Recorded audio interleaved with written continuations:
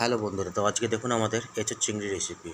তো প্রথমে আমরা এঁচোড়গুলোকে কেটে নিয়ে আমরা সেদ্ধ করতে দিয়েছি। এবার চলুন, আলু কাটা হয়ে গেছে, এদিকে আমাদের চিংড়ি মাছটাও ধুয়ে ফ্রেশ করে রাখা আছে, এদিকে টমেটো, আর এদিকে পেঁয়াজ সব কেটে রেখে দিয়েছি, এদিকে আদা রসুন।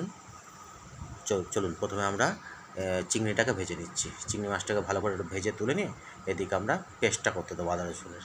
তো চলুন, আমাদের পেস্টটা হয়ে গেছে আর এদিকে আমাদের চিংড়ি মাছটাও ভাজা হয়ে গেছে। তারপর চলুন ওই তেলের মধ্যে আমরা একটু আলুটাকে ভেজে নিচ্ছি। তো আমরা আলুটাও ভেজে তুলে নিয়েছি।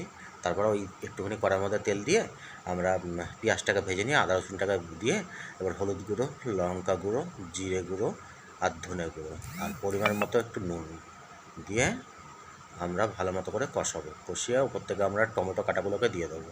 দিয়ে ভালো মতো কষিয়ে এঁচোড়গুলোকে দিয়ে দিচ্ছি। এঁচোড়গুলোকে একটু ভালো মতো মিশে গেলে তার উপর থেকে আলুগুলো দিয়ে দিলাম। দিয়ে আরেকটু খানিকক্ষণ কষিয়ে আমরা এবার জল দিয়ে দেবো। আর তারপরে জল দিয়ে একটু ফুটিয়ে নিয়ে আমরা চিংড়িগুলোকে দিয়ে ওপর থেকে একটু গরম মশলা দিয়ে দেবো।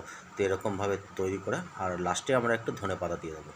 তো দেখবেন, এরকম করে নামিয়ে দেখবেন, অসাধারণ টেস্ট লাগবে। তো এরকম করে খেয়ে দেখবেন একদিন, খুব ভালো লাগবে।